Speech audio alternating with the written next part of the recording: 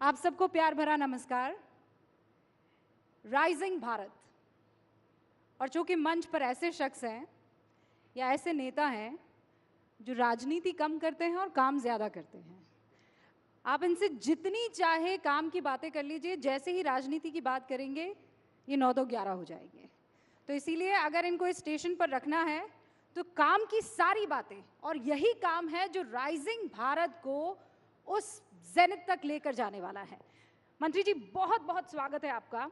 दर्शकों को बस बता दूं मैं कि आप 39वें रेल मंत्री हैं, 55वें संचार मंत्री हैं और दूसरे इलेक्ट्रॉनिक्स और सूचना मंत्री हैं।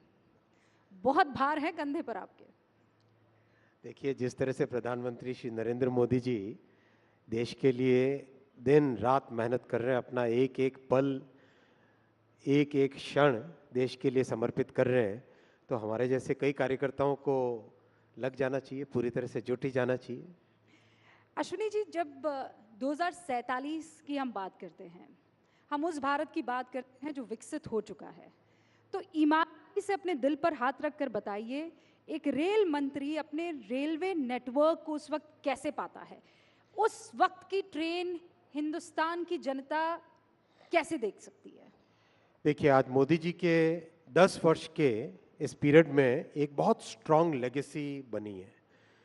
आज मोदी जी की 10 वर्ष की लेगेसी और 25 वर्ष का प्लान, ये भारतीय जनता पार्टी का एक स्पष्ट जनता के सामने, भारत की जनता के सामने एक स्पष्ट मैसेज है। इस 10 वर्ष की लेगेसी में आप देखो, रेलवे में प्रैक्टिकली करीब करीब बहुत सारे राज्य 100% इलेक्ट्रीफाई हो गए। 40,000 किलोमीटर रेलवे का इलेक्ट्रिफिकेशन हुआ।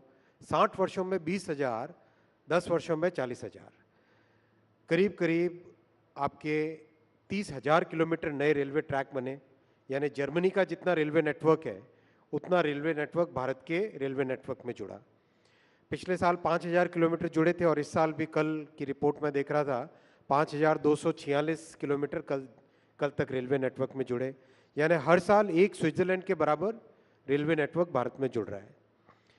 टोटली नए जनरेशन की वंदे भारत ट्रेन्स आई, नमो भारत ट्रेन आई। आज वंदे भारत ट्रेन्स में हमारी जो मिडिल क्लासेस हैं और एस्पिरेशनल यूथ है, उनको एक ऐसा अनुभव मिल रहा है जो दुनिया के बेस्ट से बेस्ट रेलवे सिस्टम में मिलता। नमो भारत ट्रेन अपने आप में बहुत ही सक्सेसफुल है रीजनल ट्रांजिट के लिए। अब वंदे भारत स्लीपर आ रही है, वंदे मेट्रो आ रही है, अमृत भारत ट्रेन आ रही है। तो ये सब जो आपने देखा इन 10 वर्षों में विकसित भारत बनाने के लिए जो फाउंडेशनल एलिमेंट्स हैं, जो फाउंडेशन बनानी है, नींव बनानी है, वो नींव बनी है। अगले 5 वर्षों में इस नींव को और मजबूत करेंगे। मंत्री जी, मैं एक सेकंड आपको रोक रही हूँ। आप कह रहे हैं कि ये नींव 2014 में रखी गई है, इससे पहले फिर क्या हो रहा था? इससे पहले अगर रेलवे की अगर मैं बात करूं, तो रेलवे को एक दूध दोहने वाली गाय के बराबर समझा जाता था। ऐसी कंडीशन थी जिसमें रेलवे मिनिस्टर्स केवल किसी गाड़ी के स्टॉपेज या गाड़ी के एक्सटेंशन या नई गाड़ी के अनाउंसमेंट पे ध्यान देते थे। पटरियों की कैपेसिटी है कि नहीं, उसकी कोई चिंता नहीं होती थी। इस तरह से रेलवे का प्रशासन चला रहे थे तत्कालीन तब के रेलवे मंत्री और तब की सरकारें, जिसमें रेलवे फोकस नहीं था, पैसेंजर फोकस नहीं था, केवल अपनी राजनीति फोकस थी। मोदी जी ने डीपोलिटिसाइज किया रेलवे को। रेलवे को एक टेक्निकल तरीके से, ऑपरेशनल एफिशिएंसी की तरीके से, नई टेक्नोलॉजी को एब्जॉर्ब करने के तरीके से उस चीज़ को मोदी जी ने अपने प्राइमरी फोकस में लेके आए। रेलवे के बजट को मर्ज किया जनरल बजट में, जहां मात्र 15,000 करोड़ के आसपास मिलते थे जनरल बजट से भारतीय रेलवे को, आज 2,52,000 करोड़ रुपए का रेलवे का बजट सपोर्ट मिलता है।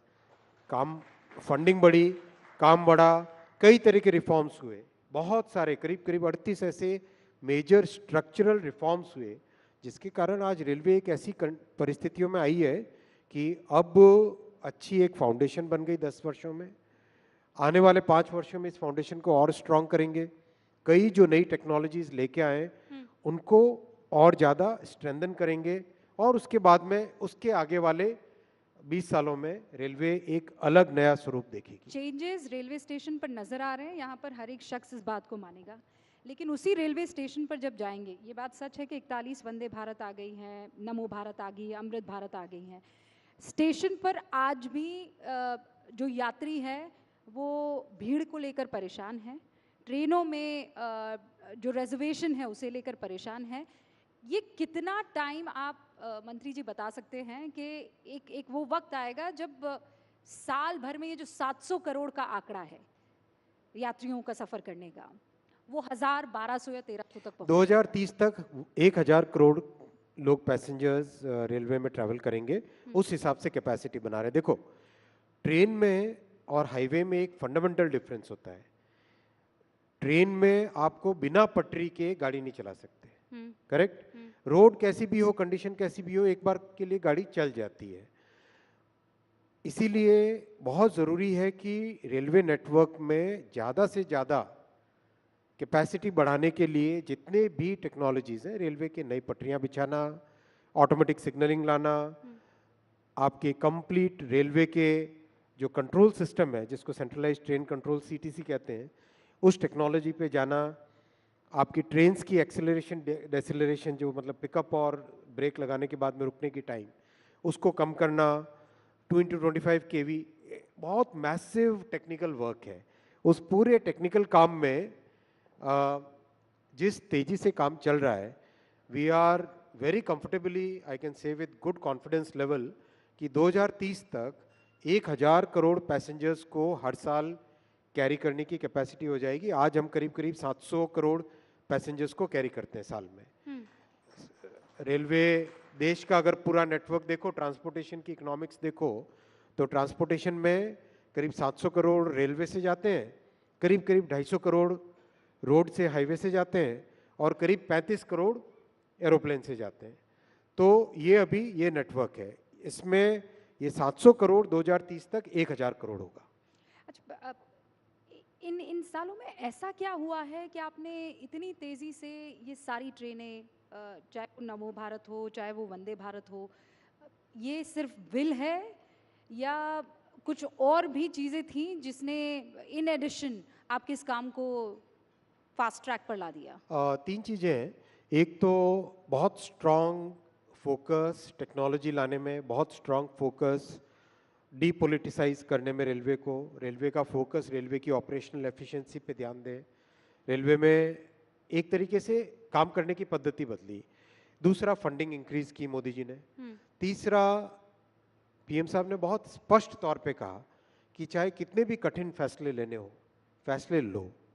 फैसले लेके, जैसे फॉर एग्जांपल एक नया रेलवे की मेंटेनेंस की पद्धति में नया एक सुधार हुआ है। पहले क्या होता था कि जिस दिन मेंटेनेंस करना है, मान लो पटरी है, पटरी पे डेली का डेली मेंटेनेंस करना पड़ता है, तो जिस दिन आपको मेंटेनेंस का काम करना है उसी दिन सारे कॉन्ट्रैक्टर्स, मशीन्स, स्पेयर मटेरियल, सब लेबर सब आते थे। तो सुबह से शाम तक मान लो वेट करते थे, 4 या 5 बजे तक मान लो परमिशन मिलती थी, कभी परमिशन नहीं भी मिलती थी, वापस चले जाते थे। ये एक ऐसी पद्धति जो 60-70 वर्ष तक चली। अब आज रेलवे में हर शुक्रवार को अगले 26 हफ्ते का, नेक्स्ट 26 वीक्स का डिटेल्ड प्लान बनाते हैं। नेक्स्ट 26 वीक्स मतलब जैसे जापान में मेंटेनेंस की पद्धति है, या जर्मनी में, या जो डेवलप्ड कंट्रीज है, विकसित या हर देश, फ्राइडे करते हैं, वैसी की वैसी एडवांस्ड प्लानिंग अपना रेलवे भी कर रहा है। तो ये सब कठिन फैसले होते हैं, इसमें आपको पूरे ऑर्गेनाइजेशन को एक साथ आदत बदलने की आदत डालनी पड़ती है, एक नए तरीके से काम करने की मतलब प्रैक्टिस में आना पड़ता है। तो ये आसान काम नहीं होता, इसमें बहुत मेहनत और continuous communication with the top to bottom most layer. आज आप किसी सुपरवाइजर के पास जाके बात करो अगर, और मैं आप में से निवेदन करूंगा जो भी पाथवे इंस्पेक्टर हो, सेक्शन सुपरवाइजर हो, इनसे बात करे, इतने खुश हैं कि आज उनको मेंटेनेंस के लिए जो टाइम चाहिए होता है वो मिलता है, मंत्री मेंटेनेंस जी के लिए खुश है, रिसोर्सेज मतलब चाहिए वो इससे मिलते पहले हैं। तो आप कह रहे थे कि सब आराम से हो जाता था, सिर्फ पॉलिटिक्स होती थी, काम नहीं होता था। अब आप सिर्फ इस काम ही काम करा रहे हैं और वो खुश हैं। बिल्कुल खुश है, और आप वास्तव में जाके मिलो। मैं तो कम से कम लो लेवल पे, ग्राउंड लेवल पे ऑफिशियल्स के साथ, जो कि ग्रुप बी ऑफिसर्स भी नहीं है, ग्रुप सी में जो काम करते हैं कर्मचारी, उनके साथ बहुत इंटरेक्ट करता हूँ और उनसे बहुत इनपुट लेता हूँ, बहुत फीडबैक भी लेता हूँ। इतने खुश हैं इस बात से कि रेलवे का एक तरीके से, जिस तरीके से चलनी चाहिए एक टेक्निकल ऑर्गेनाइजेशन, वैसे मोदी जी ने 10 वर्षों में रेलवे को उस टेक्निकल स्टेज पे लेके आ गए। अश्विनी जी, दुर्घटना को लेकर मैं आपसे डिटेल में थोड़ी चर्चा करना चाहूँगी। स्पेशली कम हुई हैं दुर्घटनाएं, एक्सीडेंट्स कम हुए हैं, लेकिन जो होते हैं वो आपने भी देखे हैं। आप कितने दिनों तक वहाँ पर रहे थे, आपकी आंखों में लोगों ने आंसू देखे हैं। वहीं उस ज़मीन पर पॉलिटिक्स भी देखी है। कवच को लेकर विपक्ष ने बहुत हमला साधा। क्या आपने कहा था कि ऐसी टेक्नोलॉजी, ऐसा सिस्टम है कि इससे हिंदुस्तान को कोई नुकसान नहीं होगा, लेकिन जब हुआ तो उसने सबको ज़ख्मी कर दिया। देखो, कवच एक टेक्नोलॉजी की क्लास है जिसको कहते हैं automatic train protection, ATP technology. ATP technology दुनिया भर के बड़े रेलवे सिस्टम्स में 1980 के दशक में चालू हुई, 1990 के दशक में काफ़ी बड़ी मात्रा में लगी, और 2000 के दशक में करीब करीब दुनिया के सारे बड़े रेलवे नेटवर्क्स में फुल्ली एटीपी आ गया था। तब की सरकारें क्या करती थी? क्या उन सरकारों की जिम्मेदारी नहीं थी कि एटीपी लेके आए? क्या उनकी ये जिम्मेदारी नहीं बनती थी कि सेफ्टी पे इन्वेस्टमेंट करें, सेफ्टी के लिए जो नए टेक्नोलॉजी चाहिए वो लेके आए? कुछ नहीं किया उन्होंने। 2016 में पहली बार भारत में एटीपी टेक्नोलॉजी को मान्यता दी मोदी जी ने, 2016 में। 2016 मतलब सोचो, देश ने 1980 से लेके 2014 तक का पीरियड, एक तरीके से उस पीरियड में पूरा देश कवर हो जाना चाहिए था एटीपी टेक्नोलॉजी से। 2016 में मान्यता दी, 2019 तक उसके पूरे सर्टिफिकेशंस मिले। 2020 और 21 में कोविड के कारण दिक्कत आई, लेकिन उसके बाद में, उसके बावजूद भी और उसके बाद में बहुत तेज़ी से इस पे काम चला। अब करीब, और कवच भी एक कोई ऐसा नहीं कि एक डिवाइस है जो लगा दिया ट्रेन पे और हो गया, ऐसा नहीं है। कवच पूरा एक सिस्टम है भाई। आपको पूरा पूरा रेलवे ट्रैक के साथ में ऑप्टिकल फाइबर केबल लगाना पड़ता है। जैसे एयरटेल या जियो या बीएसएनएल का नेटवर्क होता है, वैसे ही हर 7 या 8 किलोमीटर पे आपको टेलीकॉम टावर लगाने पड़ते हैं। उन टेलीकॉम टावर के ऊपर टेलीकॉम के डिवाइसेस लगते हैं, फिर ट्रेन के ऊपर डिवाइस लगता है, सिग्नलिंग सिस्टम के साथ पूरा इंटीग्रेशन करना पड़ता है। हर स्टेशन पे एक डेटा सेंटर बनता है, कंप्लीट डेटा सेंटर बनता है इसका, और फिर स्टेशन के डेटा सेंटर से पीछे कंप्लीट एक सेंट्रलाइज्ड ट्रेन कंट्रोल का data centre. It's very very complex technology. मतलब दुनिया भर के देशों में 20 से 25 साल लगे छोटे छोटे नेटवर्क, 8,000, 10,000, 20,000 किलोमीटर के नेटवर्क्स, अपना 50, मतलब अभी 70,000, 75,000 किलोमीटर का नेटवर्क है। तो लेकिन इतनी तेज़ी से इसमें काम चल रहा है, नए नए जो मैन्युफैक्चरर्स हैं वो जुड़ रहे हैं, नए डिज़ाइनर्स जुड़ रहे हैं, कई तरह के इनोवेशंस कर रहे हैं, जिसमें कि जो स्टेशन की डिज़ाइन करनी है उस डिज़ाइन को ऑटोमेट किया जा सके। मतलब ये एक ऐसी कमिटमेंट है, जो कमिटमेंट मोदी जी ने स्पष्ट तौर से देश में रेलवे को सेफ बनाने के लिए की है। 1,87,000 करोड़ का इन्वेस्टमेंट किया है 10 वर्षों में। अगर आप उसको कंपेयर करें तो 2.5 गुना ज़्यादा है उससे। पिछले 4 से 14 में जितना इन्वेस्टमेंट था सेफ्टी पे, उससे 2.5 गुना ज़्यादा है, और उसका रिजल्ट भी दिख रहा है। वो रिजल्ट वेरी दिख रहा है। वेरी अनफॉर्चुनेट अगर बीच में लेकिन आगे और भी ज़्यादा प्रयास करके 100% सेफ्टी की तरफ बढ़ेंगे। एक कमिटमेंट बुलेट ट्रेन को लेकर भी है। अब अश्विनी वैष्णव जी, जब इतना गड्ढा है जिसको आप भरने का पूरा प्रयास कर रहे हैं, ऐसे में कई लोग ये कहते हैं कि क्या बुलेट ट्रेन की इस देश को आवश्यकता है? आप उन्हें क्या कहेंगे? बुलेट ट्रेन एक ट्रांसपोर्टेशन का मीन्स के हिसाब से मत समझिए आप इसको। बुलेट ट्रेन को अगर आप देखोगे, बुलेट ट्रेन आपके जिस पाथ पे चलती है उस पाथ के सारे शहरों की इकोनॉमी को एक साथ जोड़ देती। मैं इसका उदाहरण बहुत अच्छा आपको दूंगा, जापान का। पहली बुलेट ट्रेन वह 1969 में जब चलनी चालू हुई,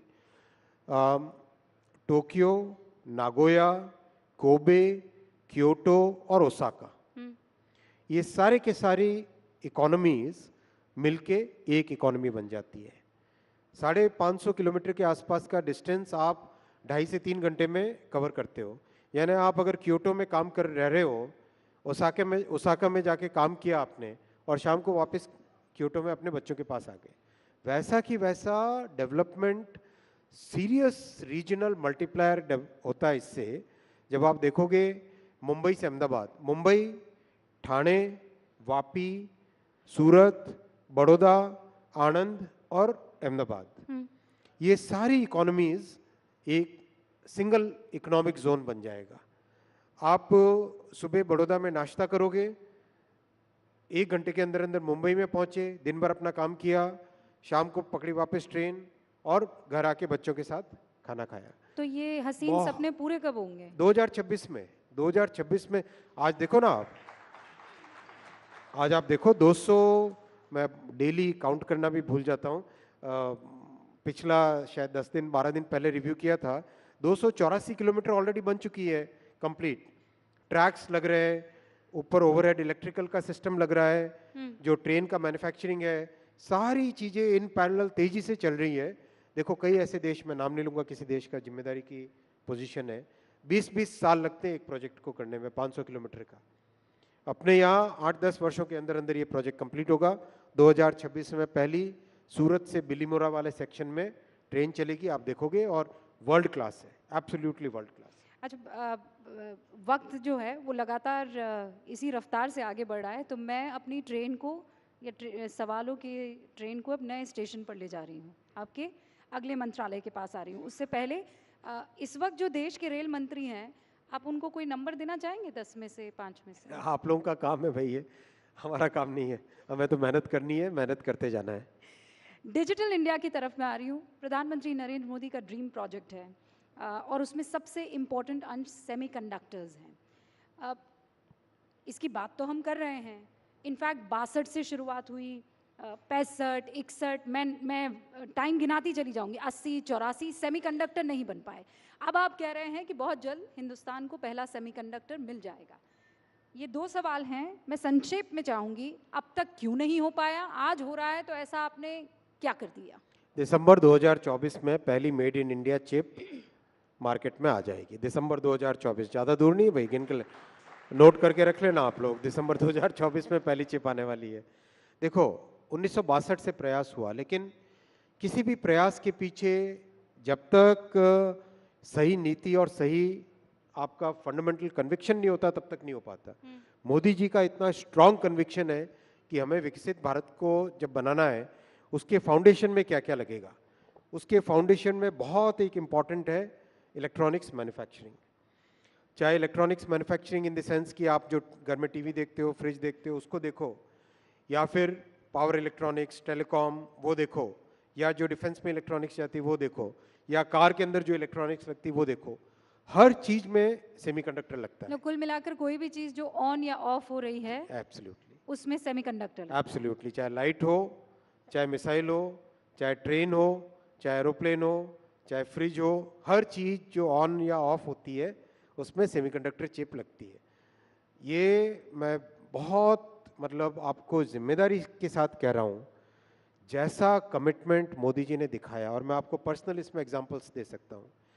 हम लोग सेमीकंडक्टर डिस्कशन के लिए जब आधे घंटे का या 45 मिनट का टाइम प्रधानमंत्री जी का मांगते थे, मैं आज सब पब्लिक के सामने कह रहा हूँ, कहना नहीं चाहिए, लेकिन पीएम साहब ने साढ़े 3 घंटे तक टाइम दिया। हम 45 मिनट टाइम मांगते थे, वो 3 घंटे तक टाइम देते थे। एक एक लाइन बाय लाइन चीज पीएम साहब डिटेल में डिस्कशन करते थे। जो भी कंसर्न्ड विभाग है, सरकार का काम करने के एक तरीके में बहुत सारे विभाग जुड़ते हैं, हर डिपार्टमेंट को पर्सनली बुला के साथ बैठते थे और पीएम साहब कहते थे कि हमको सेमीकंडक्टर में सक्सेसफुल होना है, देश को सेमीकंडक्टर में सक्सेसफुल होना है। ऐसा कमिटमेंट इम्पॉसिबल है किसी दूसरे प्रधानमंत्री का। आप बोल रहे हैं कि इम्पॉसिबल कमिटमेंट सरकार की तरफ से, प्रधानमंत्री नरेंद्र मोदी की तरफ से दिख रहा है, लेकिन विपक्ष खासकर पी चिदम्बरम साहब ये कह रहे हैं ये जॉबलेस ग्रोथ है। वो ये कह रहे हैं कि जो कामकाजी संख्या है वो 50% से भी कम है और पिछले 9 सालों से ये आंकड़ा है। आप लोग ग्रोथ करते हैं, किसी को जॉब नहीं दे पाते। चलो मैं पी चिदम्बरम साहब को एक चैलेंज देता हूँ, आप मेरे माध्यम से, इस मंच के माध्यम से आप पी चिदम्बरम साहब को एक चैलेंज पहुंचाइए। EPFO, employ provident fund organisation, ये एक ऑर्गेनाइजेशन है जिसमें जो भी व्यक्ति काम पे जाता है उसका एक रजिस्ट्रेशन होता है, उसकी सैलरी में से डिडक्शन होता है और ऑर्गेनाइजेशन की तरफ से एक डिडक्शन होता है। एब्सोल्युटली ऐसा डेटा है जिस डेटा को कहीं पर भी हर जगह स्वीकार्यता मिलती है।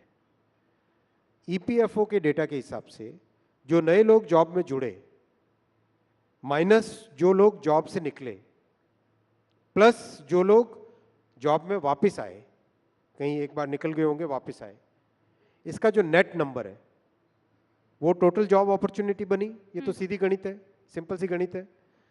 वो total job opportunities 6 lakh per month थी कुछ ही वर्षों पहले। आज वही on an average 12 lakh per month है। 12 लाख पर मंथ का मतलब साल के हुए 1,44,00,000। 12 इंटू 12 144, 1,44,00,000 साल की जॉब अपॉर्चुनिटीज क्रिएट हो रही है। आप चिदम्बरम साहब को पूछिए कि क्या ये आंकड़ा झूठ है या ये सच है। ये डेटा है। इस डेटा को कई बड़े इकोनॉमिस्ट ने, कई मैं अच्छे उम्मीद करती हूँ कि न्यूज़पेपर्स आपका जो ने, ये सबने चैलेंज चेक किया। ये चैलेंज जो है चिदम्बरम साहब एक्सेप्ट करेंगे और ज़रूर आपकी ये चैलेंज हम उन तक पहुँचाएंगे। विपक्ष का एक और आरोप है, वो ये कहते हैं कि आप कहते हैं कि हम मैन्युफैक्चरिंग हब बन चुके हैं, लेकिन आप कोई मैन्युफैक्चरिंग नहीं करते, आप लोग बस असेंबल करते हैं। अच्छा, आपने नाम उसको ये दे दिया है। देखो, जिन शख्स की बात आप कर रहे हैं, या चलो मैं जनरल में किसी शख्स का नाम क्यों लूं जब तक आप नहीं लोगे। तो देखो, किसी भी देश में कोई भी इंडस्ट्री जब चालू होती है, चाहे आप एग्जांपल ले लो कार इंडस्ट्री का। आज से 1980 के आसपास जब कार इंडस्ट्री चालू हुई, सबसे पहले क्या आया? कार की सीकेडी बन के आई, जो कंप्लीटली नॉकडाउन यूनिट आता है। उसके बाद में क्या आया? SKD, semi knockdown unit. उसके बाद में क्या हुआ? कम से कम कुछ कंपोनेंट मैन्युफैक्चरर्स का इकोसिस्टम बना। उसके बाद में क्या आया? कई सारे कंपोनेंट इकोसिस्टम का मैन्युफैक्चरर बना। टियर 1, टियर 2, टियर 3 वेंडर्स बने। उसके बाद में क्या आया कि एक्सपोर्ट होने चालू हुए। ये एक साइकिल है, हर इंडस्ट्री की एक लाइफ साइकिल होती है। अगर यही लाइफ साइकिल कांग्रेस की सरकारें अगर 1980 में करने लग जाती, 1970 में करने लग जाती, तो आज देश की कहां पे परिस्थितियां होती। कांग्रेस ने पहले 4 दशक भारत के वेस्ट किए। 4 डिकेड्स भारत के लॉस्ट डिकेड्स बने, क्योंकि कांग्रेस की ऐसी पॉलिसीज थी जिसमें मैन्युफैक्चरिंग को एकदम गला घोंट के रखा गया। ऐसा कानूनों का मकड़ जाल बना के रखा दिया जिसमें कि कोई इंसान मैन्युफैक्चरिंग कर न सके। बस मतलब ऐसी परिस्थितियां थी 1990 से पहले तक तो, कि अगर आप अपनी कार की डिज़ाइन का हैंडल का डिज़ाइन चेंज करना चाहोगे तो आपको भारत सरकार के किसी अधिकारी के पास आके परमिशन लेनी पड़ती थी। ऐसा मकड़ जाल बिछा के रखा हुआ था। तो उस मकड़ जाल से निकले तो आप ये कह और रहे हैं सिंप्लीफिकेशन हो रहे हैं। अब बेबी स्टेप्स जो है वो लिए जा रहे हैं। आज अपन ऐसी परिस्थितियों में है हाँ। जिसमें मैन्युफैक्चरिंग हब बनने के लिए जो फाउंडेशन चाहिए वो फाउंडेशन ले डाउन हो गई है। अगले 5 वर्षों में आप देखोगे। देखो, मैं आपको एग्जांपल्स देता हूँ, नंबर्स देता हूँ। नंबर्स लेना जरूरी है क्योंकि डेटा के साथ बात करनी चाहिए। केवल आरोप लगाने से आरोप नहीं होना है, डेटा के साथ बात करनी चाहिए। Mobile manufacturing practically negligible number था 10 साल पहले, आज कितना है? $55 billion. Electronics manufacturing practically negligible number था, आज कितना है? पिछले साल का डेटा है $105 बिलियन, और कम से कम डबल डिजिट में ग्रोथ हो रही है इसकी। डिफेंस मैन्युफैक्चरिंग कुछ भी नहीं थी, आज $2 बिलियन का एक्सपोर्ट हो रहा है। टेलीकॉम मैन्युफैक्चरिंग सोच भी नहीं सकते थे, किसी इंडस्ट्री के वेटरन ने बोला, 35 साल का जिनका टेलीकॉम इंडस्ट्री का एक्सपीरियंस है, उन्होंने कहा सोच भी नहीं सकते थे कि टेलीकॉम मैन्युफैक्चरिंग भारत में होगी। आज $1 बिलियन का एक्सपोर्ट हो रहा है। अमेरिका, यूएस, यूरोप, सब जगह एक्सपोर्ट हो रहा है।